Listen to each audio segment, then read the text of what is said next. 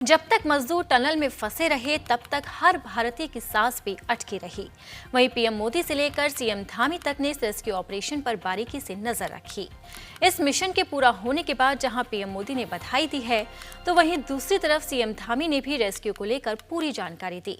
तो कैसे पूरा हुआ मिशन, आइए सीएम धामी से जानते हैं। ये रेस्क्यू ऑपरेशन आपने भी लगातार कई दिनों तक यहाँ पर रहकर देखा कि ये बहुत चुनौतीपूर्ण था और बहुत कठिन था। और कई बार ऐसा लगता था कि हम बहुत जल्दी जो है अपनी मंजिल तक पहुंच जाएंगे, मजदूर भाइयों को सबको बाहर निकाल लेंगे, लेकिन बीच बीच में कुछ इस प्रकार की परेशानी उसके अंदर आ जाती थी, समस्या खड़ी हो जाती थी।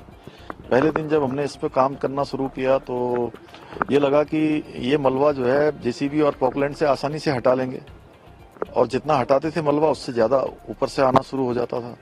फिर हम पाइप लेकर आए, पाइप हरिद्वार से, देहरादून से पाइप इकट्ठे करे, पाइप डालने का काम हुआ, तो पाइप भी तेजी से आगे नहीं जा पाया कुछ जाने के बाद। फिर उसके बाद अमेरिकी जो मशीन है, ऑगर मशीन लाई गई, उसको एयर लिफ्ट करवाया गया इंदौर से, हैदराबाद से, उड़ीसा से, कई जगह से जो है उसके मशीनरी लाई गई, लेकिन वो भी जो है एक दूरी तय करने के बाद फिर अटक गई। फिर दोबारा चलाई गई, फिर दोबारा चलाने के बाद अंदर मशीन फंसी गई बुरी तरह से, पूरी डैमेज हो गई, पाइप भी डैमेज हो गया, और ऐसा लगा कि अब तो चारों तरफ से रास्ता बंद हो गया है। फिर ऊपर से वर्टिकल डीलिंग शुरू की गई, वह भी जो है चली, लेकिन वो उतनी तेजी से नहीं चल पा रही थी। लेकिन फिर अंततः ये लगा कि यही काम हमारा दोबारा चलना चाहिए।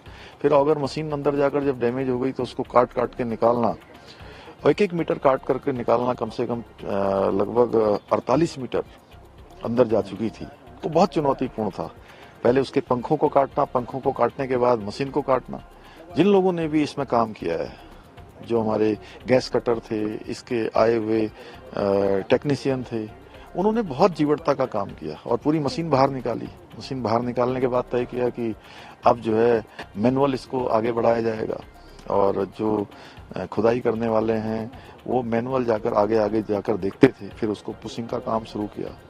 तो बड़ा चुनौतीपूर्ण रहा, और इसमें काम करने वाले जिन जिन लोगों ने भी अपना योगदान दिया, मैं सबका धन्यवाद करता हूँ। और विशेषकर से हमारे प्रधानमंत्री जी का, जिन्होंने मैंने कभी ऐसा सुना नहीं कि किसी प्रधानमंत्री जी ने किसी रेस्क्यू अभियान की एक दिन भी नागा किया हो, और एक से एक बारीकियों का उन्होंने जो है सूक्ष्म से सूक्ष्म जानकारी लेने के बाद उस पर कैसे काम किया जा सकता है, कैसे हम सबका प्रोत्साहन किया जा सकता है, पूरे लगे हुए जो विशेषज्ञ थे उनको किस प्रकार से प्रोत्साहित करना है, सारी चीजें उन्होंने हमको लगातार मार्गदर्शन किया।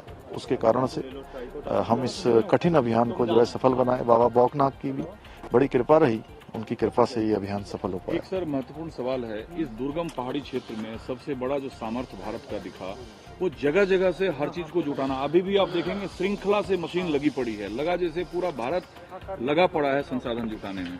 देखिए, ये सब तभी संभव हो पाया जब हमारे आदरणीय प्रधानमंत्री नरेंद्र मोदी जी पूरे अभियान को रोज अपनी मतलब दिन के जो उनके कार्यक्रम होते हैं, उन कार्यक्रमों में एक उनका ये भी प्रमुख कार्यक्रम रहता होगा कि इस अभियान को रोज जो है मॉनिटर करना। उसी के कारण से पूरे देश से सारी मशीनरी आई, विशेषज्ञ आए, दुनिया के विशेषज्ञ आए। ये तभी संभव हो पाया कि हमारे इस दूरस्थ क्षेत्र में पहले भी आपदाएं आती थी, लेकिन इस प्रकार की चिंता, इस प्रकार का एक तरह से मॉनिटरिंग कभी देखने को नहीं मिली। उन्होंने इस बार प्रधानमंत्री के रूप में अलग, उन्होंने जैसे अपने परिवार में बच्चों का, अपने बेटे का, बेटियों का जिस प्रकार से माता पिता ख्याल रखते हैं, उस प्रकार से प्रधानमंत्री जी ने इस पूरे प्रकरण में जो है